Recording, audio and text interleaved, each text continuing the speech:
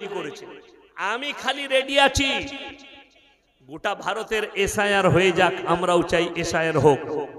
যারা অনুপ্রবেশকারী আছে তাদেরকে লাথি মেরে দেশ থেকে বার করো, কিন্তু আমি দেখতে চাই তসলিমা নাসরিন বাংলাদেশি না ভারতবাসী?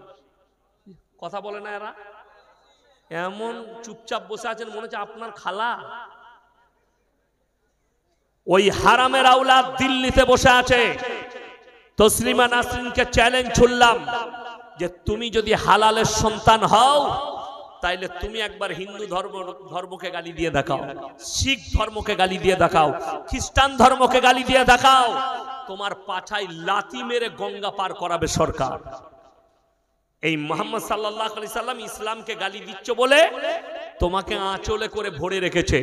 তো আমি দেখতে চাই এসআইআর হওয়ার পরে তসলিমা নাসরিন কি করে নাগরিকত্ব পায়, আর সে যদি নাগরিকত্ব পায় আমাদের দেশের মতুয়ারাও নাগরিকত্ব পাবে, আমাদের দেশে যারা অনুপ্রবেশ করেছে তাদেরকেও নাগরিকত্ব দিতে হবে। আর গত বছরে আর একটা মেহমান পালিয়ে এসছে, আমি তারটাও দেখবো কি হয়। শেষকালে বড় দুঃখ লাগে, বেদনা লাগে। আমাদিকে বলছে প্রমাণপত্র দিতে হবে, আর যারা প্রকাশ্যে নাম নিয়ে আছে তাদেরকে প্রমাণপত্র লাগবে না। সব থেকে প্রথমে তসলিমা নাসরিনকে তাড়াতে হবে। আজকে দুঃখ লাগে আমাদের ভারতে ঠাঁই পেয়েছে খালি ইসলামকে গালি দেওয়ার কারণে। যারা ইসলামকে গালি দেবে, কোরআনকে গালি দেবে, মাদ্রাসা মসজিদ দাড়ি টুপিকে গালি দেবে, তাদেরকে এরা বডিগার্ড দিয়ে দেয়। ডিফেন্স নিয়ে লাও, তোমাকে কেউ হাত লাগাতে পারবে না। আমাকে ইয়াসিনকে দেখতে পাচ্ছেন, আমি যদি এক্ষুনি মুহাম্মদ সাল্লাল্লাহু আলাইহি সাল্লামকে গালি দিই, কোরআনকে গালি দিই, কাল সকালে আমার বাড়িতে কেন্দ্র বাহিনী চলে আসবে। আপনার কোনো চিন্তা নেই, আমরা গার্ড দিয়ে দিচ্ছি, কেউ ছুতে পারবেন, আপনি যত পারবেন গালি দেন। আরে ভাই, তসলিমা নাসরিনকে বলবো যে তুমি মনে করছো তোমাকে কেউ সুরক্ষা দিয়ে রেখেছে, আল্লাহর কসম পৃথিবীর যেই হোক রাজা বাদশা, যারাই রাষ্ট্রপতি হোক আর যেই হোক, যত বডিগার্ড থাকবে থাক, কিন্তু যখন মালাকুল মউত আসবে তোমার কোনো বাপের বেটা বডিগার্ড আর তোমার রেহাই দিবে না। কোরআন খুলেন, ওয়ালাউলা ইজা বালাগাতিল হুলকুম আনতুম হিনা ইজিন তানজুরুন। যারা মুমিন আছেন তারা স্মরণ করবেন, আমি আল্লাহ যখন হুকুম দেব আমার ফেরেশতারা তোমার শরীরে ডুব মেরে ওয়ান্নাজিয়াতি গরকা, গরকা মানে হচ্ছে ডুব মারা। আমি আল্লাহ যখন হুকুম দেব তোমাদের শরীরে প্রবেশ করবে আমার ফেরেশতা, আর ডুব মেরে তোমার আত্মাকে, তোমার রূহকে টেনে নিয়ে এই হালাকে নিয়ে আসবে। ওয়ালাউলা ইজা বালাগাতিল হুলকুম, এই হুলকুমে যখন টানা হবে, আনতুম হিনা ইজিন তানজুরুন, তুমি তখন বিছানায় শুয়ে পড়বে, তুমি খালি তাকিয়ে দেখবে। ভ্যাল ভ্যাল করে তোমার আত্মীয় স্বজন আছে, তাছাড়া তোমার বলার ক্ষমতা কেড়ে নেওয়া হবে, তাছাড়া তোমার কোনো উপায় থাকবে না। আরে কে ফুটানি করছে পৃথিবীতে আপনি বলুন তো? এই পায়ের নখ থেকে মাথা পর্যন্ত এমন কোনো পার্স নেই যে পার্সের ডাক্তার বহরমপুরে নেই। ঠিক বললাম না ভুল বললাম? সব পার্সের ডাক্তার আছে। কেউ বুক ফাটছে, কেউ পিঠ ফাটছে। এখন হাটের সব থেকে বড় পশ্চিম বাংলায় হসপিটালের নাম হচ্ছে দুর্গাপুর, আমার বাড়ির কাছে দুর্গাপুর মিশন হসপিটাল, এটা হাটের সব থেকে বড়। তারপরে হচ্ছে বর্ধমান অনাময়, বর্ধমানে আর একটা হয়েছে আহাদ নার্সভূম, ডাক্তার সিরাজুল ইসলাম সিরাজ, খুব বড় হাটের ডাক্তার, দিনদার মানুষ, নামাজি মুসল্লি মানুষ, খুব ভালো ডাক্তার। এই তিনটে বড় হাটের ডাক্তার, ইনারা রোজ হাটের রোগী ফাড়ছেন। কেউ কিডনির অপারেশন, কেউ ব্রেনের অপারেশন, কেউ পায়ের, কেউ পিঠের। তাদেরকে জিজ্ঞেস করুন এক কাছে করে, স্যার এতগুলো তো রোগী ফাড়ছেন, এই রোগীদের মধ্যে আল্লাহর রূহটাকে কোথায় রেখেছে? কোন ডাক্তার বলতে পেরেছে? এই ডাক্তার কটা পাগল হয়ে যাবে, আন্ডার প্যান্ট পরে বহরমপুর টাউনে গু ঘেঁটে বেড়াবে ড্রেনে, ওই মালটা খুঁজে পাবে না। ওই মালের মালিক কে? আল্লাহ। সমস্ত কিছুর রূহ আল্লাহর কবজায়, যতগুলো জানদার আছে তাদের রূহ আল্লাহর কবজায়। আমার নবী, বিশ্ব নবী আল্লাহকে বললেন, ইয়াসআলুনাকা ইয়ানির রূহ, ওগো আল্লাহর রূহটা কি? আমার আল্লাহ উত্তর দিচ্ছেন, কুলির রূহু মিন আমরি, রূহ হচ্ছে আল্লাহর হুকুম। আমি বলবো চলে যা, চলে যাবে, আমি বলবো চলে আয়, ফিরে আসবে। আমার বন্ধুগণ সবাই বলুন আজ থেকে আমরা মুমিন হব, জোরে বলুন ইনশাআল্লাহ। আর মুমিন হতে গেলে জীবনে যদি জিন্দগিটাকে জান্নাতওয়ালা জিন্দগি বানাতে চান, তিনটে মারাত্মক পাপ থেকে নিজেদেরকে হেফাজত করবেন। কটা বললাম? তিনটে। তার মধ্যে নাম্বার 1 হচ্ছে শিরকের পাপ। বর্তমানে জানেন নবী সাল্লাল্লাহু আলাইহি সাল্লামের হাদিস, আখরি জামানায় আমার এক শ্রেণীর উম্মতি তারা মুশরিক কাফের হয়ে যাবে। যদি বলেন কেমন করে? আপনারা সাধারণ লোক তো অনেক দূরের কথা, আমাদের মতো বহু মৌলবীর ঈমানকে ধ্বংস করে দিচ্ছে বেঈমান কাফেররা। কি করে? চেয়ারের জন্য, পয়সার জন্য, স্বার্থের জন্য আমাদের ঈমান ধ্বংস করা হচ্ছে। তার কয়েকটা আমি প্রুফ দেব।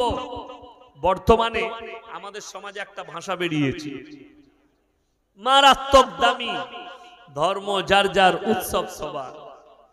এই ভাষাটা কোন বাপের বেটা পশ্চিম বাংলার মোল্লা মুফতি মুহাদ্দিস যদি বলতে পারে এটা হাদিস মুতাবিক কথা, এটা কোরআন মুতাবিক কথা, এটা শরীয়ত সম্মত কথা, আমি ইয়াসিন সমাজের বুকে আর জীবনে কথা বলবো না।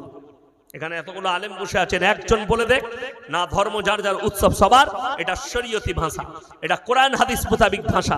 আর আমি চ্যালেঞ্জ ছুড়ে বললাম এটা ইসলাম বিরোধী, এটা কোরআন বিরোধী, এটা শরীয়ত বিরোধী। অনেক মুসলমান শিক্ষিত যারা নেতা আছেন, নেত্রী আছেন, তারা মনে মনে ভাববেন আরে ইয়াসিন ভাই আপনি তো আমাদের মধ্যে বিভেদ সৃষ্টি করছেন হিন্দু মুসলিমের মধ্যে, তুমি সম্প্রীতি বুঝতে পারোনি।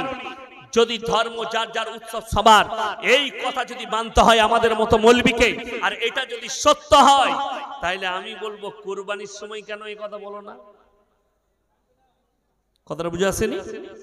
কুরবানি তো উৎসব আমাদের, তাইলে যারা বলছে তাদেরকে দাওয়াত দেবো। তোমার যতগুলো অমুসলিম বন্ধু আছে আমার বাড়িতে দাওয়াত, আমি দুটো ষাঁড় জবাই করবো, এক বাটি করে খাওয়াবো। আমার বন্ধুগণ আপনি বলবেন হুজুর আপনি তো অন্য ধর্মের মানুষকে আঘাত করছেন। এক্স্যাক্টলি 100% সত্য কথা। ইসলাম কেউকে আঘাত করা শেখায়নি। যেমন আমি কুরবানিতে দাওয়াত দিলে তার ধর্মে আঘাত আনা হবে, যেমন কুরবানিতে তাদেরকে ডাকলে তার ধর্মে আঘাত আনা হবে, ওই রকমই এক্স্যাক্টলি আল্লাহর কাছে পৃথিবীতে যতগুলো পাপ আছে সব থেকে নিকৃষ্ট পাপের নাম হচ্ছে শিরকের পাপ। ইন্না শিরকা লাযুলমুন আযীম। সব গুনাহ আল্লাহ ইচ্ছা করলে ক্ষমা করবেন, কেউ যদি জেনে বুঝে শিরকের পাপ করে আল্লাহ সে পাপ ক্ষমা করবে না। আজকে মুসলমান দুর্গা উৎসবে যাচ্ছে, বলছে এটা সম্প্রীতি। মুসলমান দীপাবলির উৎসবে, আরে আপনারা তো দূরের কথা, এই পশ্চিম বাংলার দুটো জেলার দুটো মৌলবী, আমি নাম উচ্চারণ করব না, একটা মুর্শিদাবাদ জেলার বক্তা, দীপাবলির গানের অনুষ্ঠান হচ্ছে, হুজুর সাহেব দাঁড়িয়ে আছেন গান শুনছেন মহিলার পাশে, আর স্টেজে গান চলছে, জানি না কে। এইরকম সমাজে যতদিন এই আলেমগুলোই হবে জাহান্নামের খোরাক।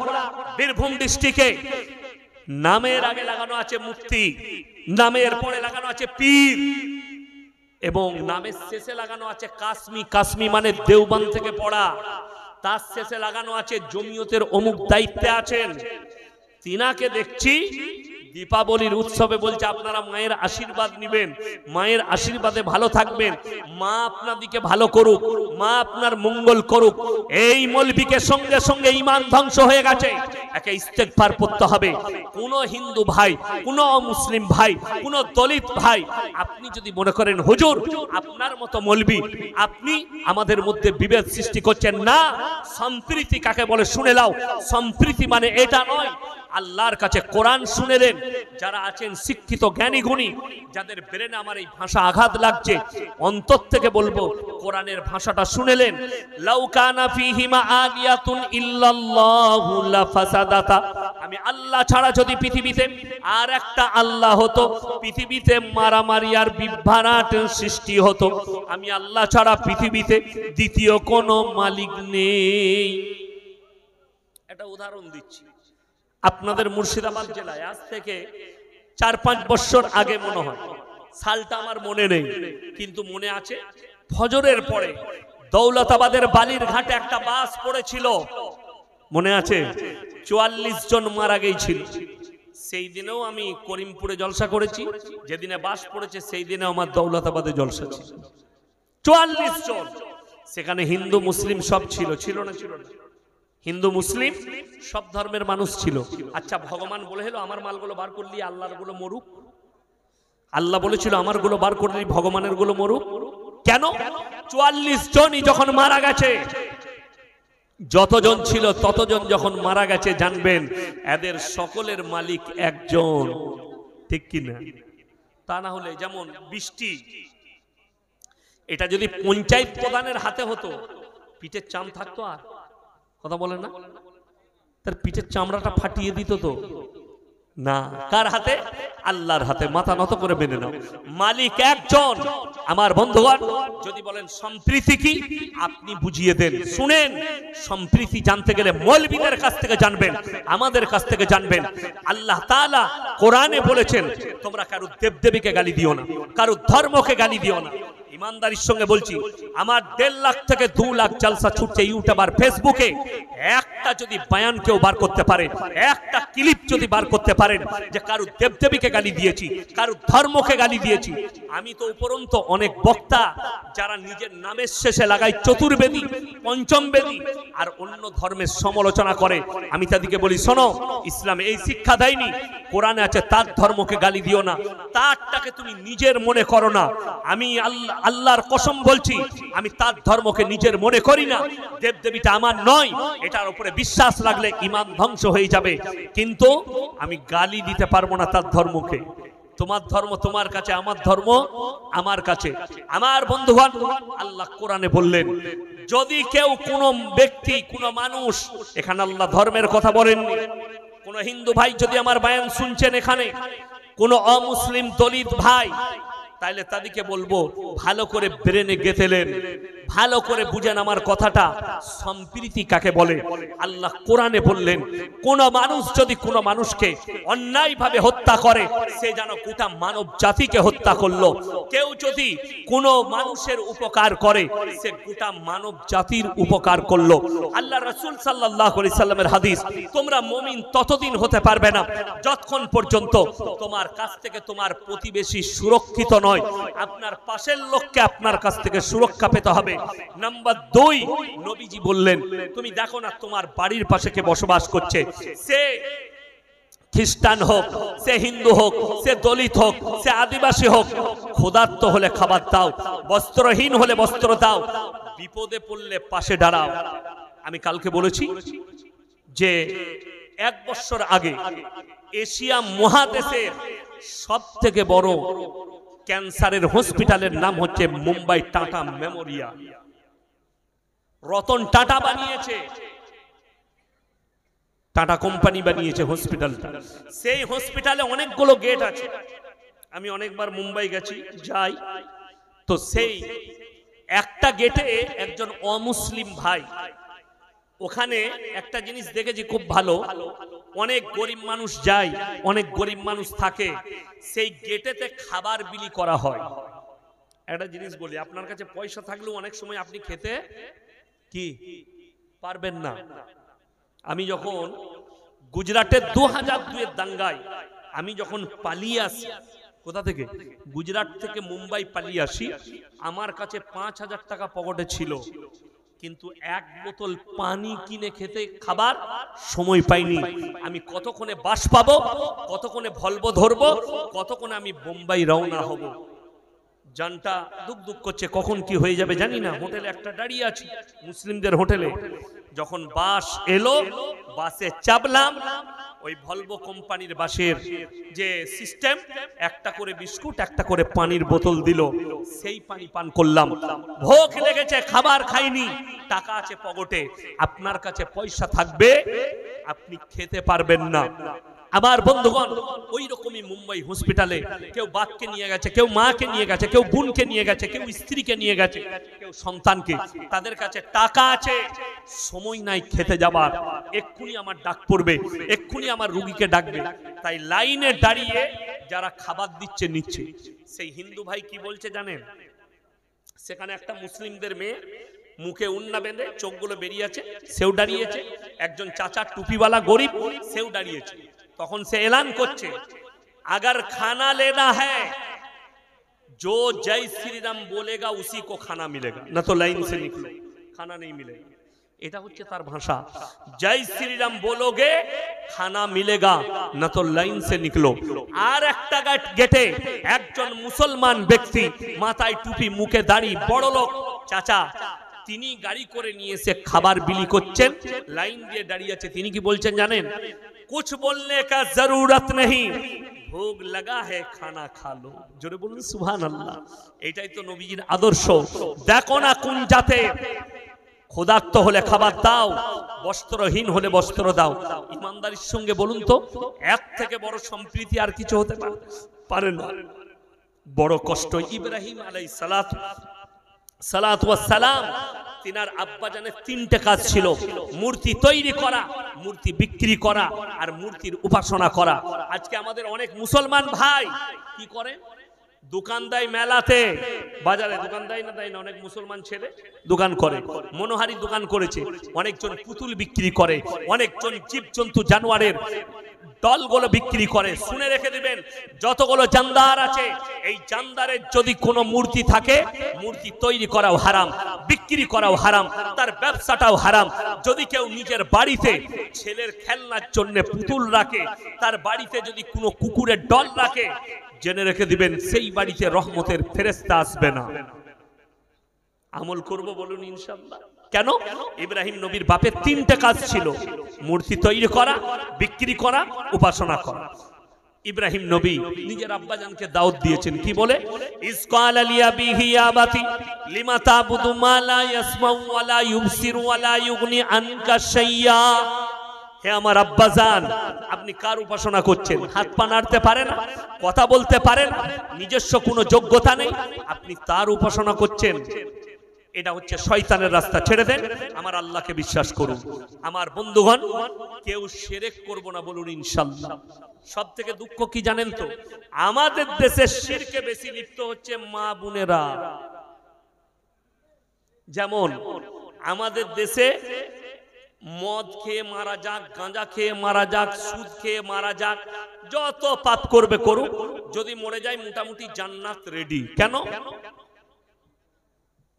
আপনাদের মুর্শিদাবাদে আছে, আমি জায়গার নাম করব না, লোকরা 40-এ মিলাদ করে, 4 দিনে মিলাদ করে, হুজুর মিলাদ পড়াই জান্নাতে ঢুকিয়ে দেয়। খালি দেশি মুরগি দিয়ে ভাত দিয়ে দিয়া হুজুরকে। এখন আমাকে সোহেল ভাই দাওয়াত দিয়েছেন, আমার খুব কাছের মানুষ, আর আমাকে ভালো মন্দ খাইয়ে যদি বলে হুজুর একটু দোয়া করে যারা আর কি মাদ্রাসায় পয়সা দেয় তাদেরকে জান্নাতে ঢুকিয়ে দিবেন, আমি সবাইকে জান্নাতে ঢুকবার দায়িত্ব নিয়েছি না। আমাদের দেশের জিলাপি হুজুররা বলছে মিলাদ করে জান্নাতে ভরে দাও। সারা জিন্দেগি গাঁজার উপরে জীবন কাটাইছে। আর হুজুর আমি আপনাকে এখনই মোবাইলে বয়ান শোনাবো, আপনার মাথায় তাগ লেগে যাবে, আপনি ইস্তেগফার করতে বাধ্য হয়ে যাবেন। আমি সব রেখে দিয়েছি। কি করে? এই গুটকা খদ্দের বয়ান। আমি আজকেই এক শুনছিলাম, অবাক হবে, উত্তরপ্রদেশের, আমি ইসলামপুর চোপড়া মানে উত্তর দিনাজপুরের শেষ, একবারই কোচবিহারের কাছাকাছি আমি জলসাই গেছি। একটা 3 তালাওয়ালা মাল এসছে, এরকম মোটা পাগড়ি।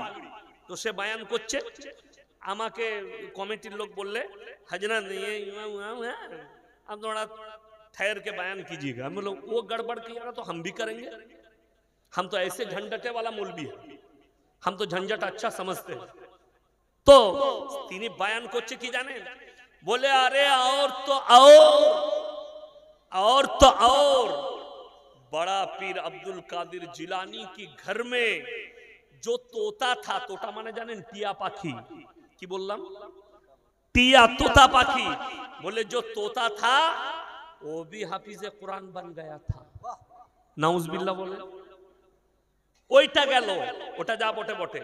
বলছে उनके घर में जो बिल्ली था उनका इतना तजर्बा और इतना इज्जत था, दुनिया का किसी पीर का नहीं, मौलवी का नहीं। शुद्ध ওইটা লয়, बोले उनके घर में जो कुत्ता था वो कुत्ता का इतना बड़ा मर्तबा है कि दुनिया की किसी पीर का नहीं। मैंने सोचा साला सारे के सारे पीर कुत्ते से भी बदतर है। अब আমি বললি খারাপ মৌলবি, এ তো নিজে বলছে। মৌলবীরা, এটা বেরেলিদের মৌলবীর বয়ান, बोलचे बड़ा पीर अब्दुल कादिर जिलानी के दरबार में जो कुत्ता रहता था पूरे दुनिया के सारे पीरों से अफजल था। अब सारे पीर कुत्ते से भी बदतर है। ये हमारा बात नहीं, तुम्हारा मौलवी का बात है। শুধু এটা নয়, আকীদা কিভাবে নষ্ট হচ্ছে বলে দিই। কানে হাত লাগিয়ে কি বুঝলেন, গুটকা খোর আমার ভাইরা মায়েরা বোনেরা, আরে 3 কিলোমিটার টান মারছে, কি বুঝলেন, 24 পরগনা পর্যন্ত আছে। আমার মা বাবাজিরা কানে হাত লাগিয়ে কি বুঝলেন দিয়ে, বড় পীর আব্দুল কাদের জিলানী এত বড় পীর ছিলেন, তিনি কোনোদিন কাবা ঘর তাওয়াফ করতে যাননি, কাবা ঘর তার ঘরে তাওয়াফ করতে আসতো। নাউজুবিল্লাহ বলি। আমি খালি চিন্তা করি আল্লাহ এই ঘটনা এরা পেলে কি করে। আমি চ্যালেঞ্জ দায়িত্ব নিয়ে বলছি, বাই ক্যামেরা বলছি, আজকের দিনে যদি আব্দুল কাদের জিলানী রহমতুল্লাহ আলাইহি জীবিত থাকতেন, এই হারামখোর কটাকে কাফের বলে ফতোয়া দিত। তার উপরে যা মিথ্যাচার করেছে এরা, আমি চ্যালেঞ্জ ছুড়েছি গোটা বেরেলি সমাজকে নয়, দেওবন্দ, বেরেলি, আহলে হাদিস, ফুরফুরা, আজানগাছি, হড়হড়ে, লল্লড়ে, তালতলা, বেলতলা, খেজুরতলা, শেওড়াতলা, মলয় বাবা, খেপা বাবা, আচমকো বাবা, সবাইকে এক কাছে করুন। একটা যদি খাজা মঈনুদ্দিন চিশতি রহমতুল্লাহ আলাইহির বই দেখাতে পারে, তিনি বলে গিয়েছেন আমি মরে যাওয়ার পরে আমার মাজার বানাবি, আমার কবরে চাদর চড়াবি, আমার কবরে সিজদা দিবি, আমার কবরে ভালো মন্দ চাইবি, আমি ইয়াসিন সমাজের বুকে আর কথা রাখবো না। ইমানদারির সঙ্গে বলুন, এই আমি বেঁচে আছি না নাই? কথা বলে না এরা, আমি বেঁচে আছি, কথা বলছি মানে বেঁচে আছি। এখন সোহেল ভাই যদি বলে ইয়াসিন ভাই 100 টাকা দাও, আমি পকেট থেকে বার করে দিতে পারবো না? কথা বলে না? পারবো। আচ্ছা আমি যদি মরে যাই চাইলে পারবো দিতে? পারবো না। আমাদের দেশের লোক এটা বুঝতে পেরেছে, ইয়াসিন ভাই মারা গেলে আর দিবার ক্ষমতা নাই, তাহলে আমার কবরে চাইবি কি করে? কথাটা বুঝাতে পারলাম না? পারলাম না। আমি যখন মারা গেছি না, সব থেকে বড় দুঃখ কি লাগে জানেন? এই আপনাদের মুর্শিদাবাদের একটা জাহেল মুফতি আছে, জাহেল, কি বুঝলেন? না না, জুবের না কি নাম, জুবের। এরা কত বড় মিথ্যাবাদী হয় বলে দিই। 12ই ডিসেম্বর, কতই ডিসেম্বর বললাম, বাকি আছে না? 12ই ডিসেম্বর আমার একটা জলসা ছিল। কোথায়? বাগমারা, জলঙ্গি। আমার মোবাইলে রেকর্ডিং আছে কমিটির লোকে, সে দেখলাম 1 সপ্তাহ আগে বলেছে। তো তার আগে গুটকাখোর জাহাঙ্গীর এসেছিল এক জায়গায়, সেখানে সে বলেছে দেওবন্দি, আহলে হাদিস সমস্ত বেরেলি ছাড়া সবাই জাহান্নামী কাফের। সেখানে একজন ওই এলাকার দেওবন্দি ইমাম ছিল, তিনি গিয়ে স্টেজে ধরেছেন ওকে ডাইরেক্ট, যে আপনি সমগ্র মুসলিম জাতিকে কাফের কি করে বললেন, যে আহলে হাদিস দেওবন্দি সবাই কাফের কি করে বললেন? বলছে আমি এ কথা বলি না, ধরা খেয়েছে, সেখান থেকে পালিয়েছে। ওই জায়গায় বাগমারায় আমার জলসা ছিল, আমাকে দেওবন্দি ভাইরা দাওয়াত করেছে আর তাকে বেরেলি ভাইরা। যাই হোক, আমি দাওয়াত নিয়েছি, আমাকে বললে জুবের আছে, আমি বললাম তোরা আসমান থেকে মাল আনগা, আমার অসুবিধা নেই, আমি আমার কথা বলবো, সে তার কথা বলবে। তাহলে হয়ে গেল। এই গত 4 দিন আগে ওই ঘটনা ঘটে যাওয়ার পরে সেই যে দাওয়াত করেছিল সেই মৌলভী সাহেব আমাকে ফোন করলো, হুজুর একটু গোলমাল আছে দাওয়াতটা। আমি বললাম কি বলো? বলছে এই আগের দিনে মারামারি হয়েছে, তো প্রশাসন বাবুরা বলেছেন যে জলসাটা করা যাবে না, যেহেতু ইয়াসিন সাহেব কড়া লোক, দুজনের মধ্যে টক্কর হবে, গ্রামের দ্বন্দ্ব হবে। আমি বললাম লোক আমার ওয়েটিং এ আছে ডেট লিবার জন্য, অসুবিধা নাই, খালি বলো হবে না, বললে হবে না। সঙ্গে সঙ্গে পূরণ হয়ে গেছে আমার সুতি থানায়, মানুষ লাইনে ওয়েটিং, এখনো 50-60টা লোক ওয়েটিং আছে, ক্যান্সেল হলেই ঢুকবো।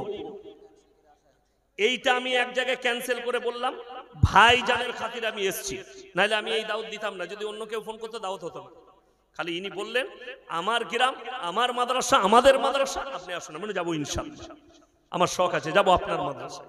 যাই হোক, আমি যেটা বলছিলাম, এই 2 দিন আগে মিথ্যাচার করেছে ইয়াসিন, আমার ভয়ে ডেট ক্যান্সেল করেছে। আমি চ্যালেঞ্জ ছুড়লাম জুবেরকে, তোমার বাপের যদি হিম্মত থাকে, তোমার যদি হিম্মত না থাকে, বেরেলিতে গিয়ে কবর থেকে আহমদ রাজা বেরেলভিকে তুলে নিয়ে এসো, আর বাঘ মারার লোককে বলো ডেট করতে প্রশাসন রেখে। আমি ইয়াসিন দায়িত্ব নিয়ে বলছি, আমি ডেট ক্যান্সেল করব না, আমি জলসায় যাব। যাও, যাদেরকে ডেট দিয়েছি তাদেরকে বলবো ডেট ক্যান্সেল করুন, আপনাদের জলসা পরে করবো, না হলে ডবল করে দেবো, কিন্তু আমি বাঘ মারাই গিয়ে জলসা করব। আমার কাছে তাদের কমিটির রেকর্ডিং আছে, বলছে হুজুর আমরা তো ক্যান্সেল করেছি, তাদেরকে পাঠিয়েছি ওই গুটকাখোরের মিথ্যাচারের বয়ানটা, দেখো কিরকম মিথ্যাচার করে। এইটাই হচ্ছে তাদের চরিত্র। সে কি বলছে, দেওবন্দীদের সঙ্গে বিয়ে দেওয়া যাবে না, আহলে হাদিসদের সঙ্গে মিশা যাবে না, এদের মাদ্রাসায় চাঁদা দেওয়া যাবে না, এদের সঙ্গে মিশা যাবে না। আমি দায়িত্ব নিয়ে বলছি, আমার যারা বেরেলভি ভাই আছেন, আপনারা ওই মুফতি জুবেরকে জিজ্ঞেস করুন, যদি এটা সত্য হয় তাহলে বেরেলভি ভাই যারা আছে তাদের আর হজ করা যাবে করা যাবে না। যদি বলেন কেন, মক্কায় যে পাথরটা বিছিয়েছে ওয়াহাবিরা, মক্কায় যে কূপটা নলকূপটা লাগিয়েছে, কে লাগিয়েছে? আহলে হাদিসরা। মক্কায় যে মাটবেল বিছানো আছে, আহলে হাদিসরা। মক্কায় যে ইমাম আছে, কারা? ওই ওয়াহাবিরা। তাইলে তোদের হজ করতে গেলে তো তোদের হজ হবে না, ওই ফতোয়াটা আগে দে। শুধু ওইটা নয়, আমার বন্ধুগণ শুনেলেন, আমি চ্যালেঞ্জ করলাম জুবেরকে, তোমার বাপের হিম্মত থাকলে তুমি ক্যামেরায় আমাকে উত্তর দাও, তুমি যে বলছো এদের সঙ্গে মুলাকাত করা যাবে না, এদের কিচ্ছু করা যাবে না, আর আমি দায়িত্ব নিয়ে বলছি, এই মাল কটা যখন হোটেলে দেখা হয়, রাস্তায় দেখা হয়, আমাকে হুজুর হুজুর করে, হুজুর ভালো আছে, আপনাকে ভালোবাসি, কিন্তু স্টেজে গেলে হারামখোর আবার গালি দেয়। বাস্তব, আমার ড্রাইভারকে জিজ্ঞেস করুন, আমি কোলাঘাটে জলসা করেছি, আমি হোটেলে খাচ্ছি শেরে পাঞ্জাব, পশ্চিম বাংলার হাইওয়ের উপরে সব থেকে বড় হোটেল, কোলাঘাট কোণে আছে, দীঘা গেলে পড়বে, বিরাট বড় 4 স্টার হোটেল। আমি সেখানে বললাম একটু চা খাবো, চা, সেখানের বরফি খুব ভালো, পাঞ্জাবিদের হোটেল, বরফি খাচ্ছি। তো ফুরফুরার একজন হুজুর সাহেবের বেটা এলো, ইয়াসিন ভাই আসসালামু আলাইকুম, এ হুজুর যা খাচ্ছে আমি বিল মিটাবো। আমরা আল্লাহর রহমত হলো, আল্লাহ তোমাকে কবুল করুক। তাহলে বুঝতে পারছে, সামনে হুজুর, পেছনে খালি। আমাদের সাথে কমকে বলছে, বেরেলির মানুষদিকে সাধারণ লোককে বিভ্রান্ত করছে যে আহলে হাদিস মৌলবীদের সঙ্গে মিশবে না, এদের মানুষদের সঙ্গে মিশবে না, এদের বিটিদের সঙ্গে বিয়ে দেওয়া যাবে না, এদের বেটার সঙ্গে বিয়ে দেওয়া যাবে না। এই মানুষকে কত বড় বিভ্রান্ত। আর আমি আপনাদেরকে বলে যাচ্ছি, দায়িত্ব নিয়ে আপনি আহলে হাদিস হন, দেওবন্দি হন, যদি বেরেলি ঘরের একটা মেয়ে পছন্দ হয়, বিয়ে করুন, তার আকীদাকে পরিবর্তন করুন, যেন সে শিরক না করে। করবো তো? জোরে বলুন ইনশাআল্লাহ। আমাদের মৌলবীরা কোনোদিন দায়িত্ব নিয়ে এ কথা বলে না যে ওরা কাফের, শুনেছেন? আমি বলছি বেরেলিরা কাফের নয়, যে কুফরি করবে সে কাফের। বেরেলিদের কোন মৌলবী, সে আমাদের হোক, আহলে হাদিস হোক, আর দেওবন্দি হোক, আর বেরেলি হোক, সে যদি কবরে সিজদা করে, গাছতলায় সিজদা করে, সে যদি তাবিজের ব্যবসা করে, সে যদি জামা মেপে রোগ বলে দেয়, তার পেছনে হারগিজ নামাজ হবে না। আমি মৌলবী শওকতের বেটা বলে গেলাম।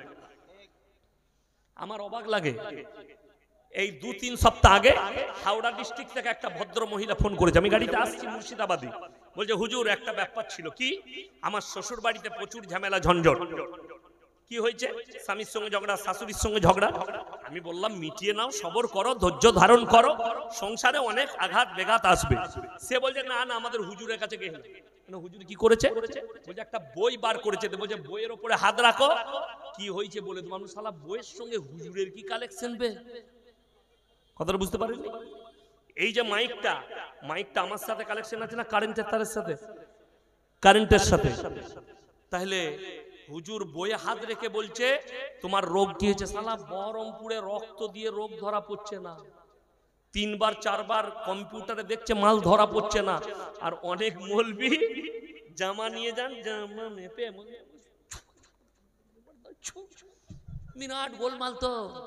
আর এইরকম যারা জামা মাপতে পারে আর রোগ বলে দিবে, জানেন মেয়েরা বলবে দারুণ মৌলবি লো, ওয়া মৌলবি আমাদের দেশে আর নাই। ওই জন্যই তো গোলমাল। কি মেয়ে মহলে সব থেকে বড় মৌলবি যে ভালো তাবিজ দিতে পারে মায়েদের কাছে। ছেলে হচ্ছে না, কোনো অসুবিধা নাই। আমাদের দেশে আপনাদের মুর্শিদাবাদের এক হুজুর বলেছে, মায়েরা যদি আপনার বাচ্চা না হয়, 2 বছর 3 বছর বাচ্চা হয়নি, চলে যান পাথর চাবড়ি মাজারে 3 দিন থাকবেন, ছেলে হয়ে যাবে বাবা।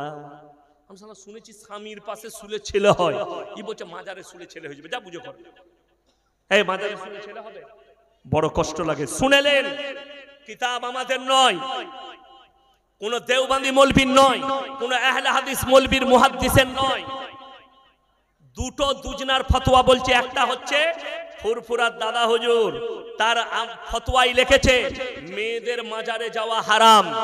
আহমদ রাজা বেরেলভি, বেরেলভি ভাইদের সব থেকে বড় মৌলবি, কিতাবের নাম ফতোয়ায়ে রিজবিয়া, খণ্ড নম্বর 24, পৃষ্ঠা নম্বর 497। তিনি লিখেছেন দুটো মারাত্মক কথা। একটা হচ্ছে মেয়েদের মাজারে যাওয়া তো দূরের কথা, নিয়ত করাটাও হারাম। তাহলে মাজারে যেগুলো সিজদা দিচ্ছে ওগুলো কোথাকার মা? কা মা বোন তোমাদের। নাম্বার 2, তাজিয়া করা, মিথ্যা কবর বানিয়ে সেখানে কি করা? মঞ্জিল মাটি করা। একটা মানুষের কটা কবর? কথা বলে না? কটা কবর আপনাদের দেশে হয়? একটা। কিন্তু আমাদের দেশে জানেন একটা মানুষের কটা কবর? শেষ নাই। হযরতে হোসেন রাদিয়াল্লাহু তাআলা আনহু শহীদ হয়েছেন কোথায়? কারবালায়। কারবালাটা কোথায়? হরিহর পাড়ায় তো নাকি? তবে কোথায়? আর আপনাকে দেখিয়ে দেবো, হরিহর পাড়ায় মঞ্জিল মাটি হচ্ছে, ভাতুড়িতে হচ্ছে, বেলডাঙ্গায় হচ্ছে, আপনার পলাশিতে হচ্ছে, নবদ্বীপে হচ্ছে, কানলায় হচ্ছে, যত জায়গা নেবে। 3টে দেশ, ভারত, বাংলাদেশ আর পাকিস্তান, এই দেশে এতগুলো হযরতে হোসেনের কবর আছে। হযরতে হোসেন শুয়ে শুয়ে ভাবছে, আল্লাহ আমার এত কবর কি করে হলো? আমি তো মাল এইখানে আছি, ওইখানে কি করে মঞ্জিল মাটি হচ্ছে? নাউজুবিল্লাহ। আহমদ রাজা বেরেলভি বলেছে মিথ্যা কবর বানিয়ে তার মঞ্জিল মাটি করা, ফাতিহা করা শরীয়ত সম্মত হারাম। এটা আমাদের কোন মৌলবি বলেনি, আহমদ রাজা বেরেলভি বলেছে। আমার বন্ধুগণ, আমি দায়িত্ব নিয়ে বলছি, শুনে রেখে দেন। আপনার সঙ্গে যার দেখা হবে যদি মুসলমান হয় সালাম দিবেন, জোরে বলুন ইনশাআল্লাহ, আসসালামু আলাইকুম।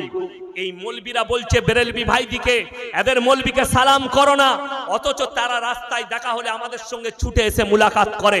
তারা নিজেরা আমল করে না আর সাধারণ মানুষকে বিভ্রান্ত করছে। আর আমি আপনাকে বলছি, বেরেলভি মৌলবি হলেও গিয়ে বলবেন আসসালামু আলাইকুম ভাই, কেমন আছেন? কেন? এটা আপনার নৈতিক দায়িত্ব। কেন? আপনি বুঝতে পারছেন এটা মুসলমান। এরপরে তার আকীদা যদি আপনি প্রকাশ্যে পেয়ে যান এ মুসলমান নয়, এর আকীদা গোলমাল, তখন আপনাকে তার কাছ থেকে অ্যাভয়েড করতে হবে। আমার ভাই, সবাই আমরা শিরক থেকে বাঁচবো, জোরে বলুন ইনশাআল্লাহ। আল্লাহ আমাদের সকলকে বাঁচাক। এরপর আমি একটা কথা বলবো, আমার বন্ধুগণ, 3টে জিনিস যদি দুনিয়াতে আপনারা রেখে যেতে পারেন, কিয়ামতের সকাল পর্যন্ত নেকি পৌঁছাবে, জোরে বলুন সুবহানাল্লাহ। কটা বললাম? 3টে। নাম্বার 1, সেটা হচ্ছে নেক সন্তান। নেক সন্তান। এই আলেমদিকে যেদিকে দেখছেন, এরা নেক সন্তান রেখে গেছে। এদের আব্বার, আপনি বলুন তো, ইনার কিংবা আমার আব্বাজি মারা গেলে জানাজার নামাজ কে পড়াবে? ইমাম না আমরা? আমরা নিজেরা। আপনি এমন যোগ্যতা হাসিল করুন, সন্তান তৈরি করুন, আপনি মরে যাওয়ার পরে আপনার সন্তান যেন আপনার জন্য দোয়া করতে পারে, দান খয়রাত করতে পারে, আপনার জানাজার নামাজ পড়াতে পারে। নেক সন্তান রেখে যাওয়া একটা বড় সদকা। নাম্বার 2, সেটা হচ্ছে আল্লাহর রাস্তায় খরচ করা। কোন মসজিদ, সেখানে কাজ হচ্ছে সিমেন্ট দেওয়া। কোন মাদ্রাসা, সেখানে পাথর দেওয়া, রড দেওয়া, সিমেন্ট দেওয়া। এ হচ্ছে মারাত্মক সদকা। কিয়ামতের সকাল পর্যন্ত আপনি কবরে শুয়ে শুয়ে নেকি পাবেন, জোরে বলুন সুবহানাল্লাহ। নাম্বার 3, খায়রুকুম মান তাআল্লামাল কুরআন আল্লামাহু। যারা ইলম হাসিল করে এবং অপরের কাছে পৌঁছে দেয়। এই মাদ্রাসার শিক্ষক, এই মাদ্রাসার ছাত্র, আপনি জানেন এই মাদ্রাসাটা শুধু মাদ্রাসা নয়, এটা হচ্ছে একটা পাওয়ার হাউস। এখানে ট্রান্সফরমার তৈরি করা হচ্ছে। এই বাচ্চারা তৈরি হবে, সমাজের বুকে আলো ছড়াবে। যেদিকে আমাদিকে দেখতে পাচ্ছেন, আমরা আসমান থেকে পড়িনি, সোহেল ভাই আসমান থেকে পড়েনি। এই মাদ্রাসায় আমাদের শিক্ষক আছে। আমরা মাদ্রাসা থেকে উঠে আসা একটা ছাত্র, মাদ্রাসা থেকে উঠে আসা একটা মুকাররির। এই আলেম যেদিকে দেখছেন, এরা সবাই মাদ্রাসা থেকে পড়ে আসা। আর শুনে রেখে দেন, এই মাদ্রাসা শুধু মাকসাদ আলেম তৈরি করা নয়, হাফেজ তৈরি করা নয়। এই মাদ্রাসার মূল মকসদ হচ্ছে কওমের উপরে কোনো যদি আফাত আসে, কওমের উপরে কোনো বিপদ আসে, সব থেকে প্রথমে আলেমরাই ঝাঁপিয়ে পড়বে। আজকে এই স্টেজে মানিক বাবুকে ডাকার উদ্দেশ্য কি? উদ্দেশ্য একটাই, যে মানুষকে বুঝিয়ে দেন, মানুষ যেন ভয় না খায়, মানুষ যেন বিভ্রান্ত না হয়। ওই কারণে আমরা মানিক বাবুকে ডেকেছি। ওই জন্য মানিক বাবুর কাছ থেকে একটু সালাহ নিলাম, একটু পরামর্শ নিলাম। এটাই উদ্দেশ্য। কেন? আমাদের আলেমদের কাজ, এই মাদ্রাসার কাজ, এই মাদ্রাসা থেকে স্বাধীনতা সংগ্রামী ইংরেজদের বিরুদ্ধে প্রথম জিহাদ, এই মাদ্রাসার তালবিলিম, এই মাদ্রাসার আলেমরা, এই মাদ্রাসার বুনিয়াদ রাখা হয়েছে ইংরেজদের বিরুদ্ধে যুদ্ধ ঘোষণা এবং দিন প্রচার করা, মানুষকে দিনের দিকে টানা। আজকে সবাই হাত তুলে বলুন, আমরা কোরআনের সঙ্গে সবাই সম্পর্ক রাখবো। হাত তুলে বলুন তো ইনশাআল্লাহ। গরুর মাংস খাও নাই, খাওয়ার নাই, গলার আওয়াজ কই? সকলে জোরে বলুন ইনশাআল্লাহ। হ্যাঁ, কোরআনের সঙ্গে সম্পর্ক। কোরআন মারাত্মক মুকাদ্দাস কিতাব। ইমানদারির সঙ্গে বলুন, নামাজ ক ওয়াক্তের বাবা? সবাই পড়বেন, হাত তুলে বলুন ইনশাআল্লাহ। নবীজি বলেছেন, যার নামাজ নাই তার মধ্যে ইসলাম নেই। আল্লাহ তাআলা কোরআনে বলেছেন, কিয়ামতের দিনে জান্নাতীরা জাহান্নামীর দিকে জিজ্ঞেস করবে, তোমরা জাহান্নামে কেন যাচ্ছ? তারা বলবে, ক্বালু লাম নাকু মিনাল মুসাল্লিন, আমরা নামাজি ছিলাম না, জাহান্নামে যাচ্ছি। আমার বন্ধুগণ, আমি খালি আপনাদের মধ্যে থেকে 5 ওয়াক্তের নামাজে 5 জন আল্লাহর বান্দাকে দেখতে চাই। এই মাদ্রাসার কোরআনের মহব্বতে, তালবিলিমদের মহব্বতে 1 নম্বর 5,000 টাকা কে দিবেন? কোন আল্লাহর বান্দা দিবেন? তাড়াতাড়ি হাত তুলেন, আমি দেখতে চাই। মাশাআল্লাহ, উঠে আসুন, আমার সঙ্গে মুলাকাত করুন। কি নাম?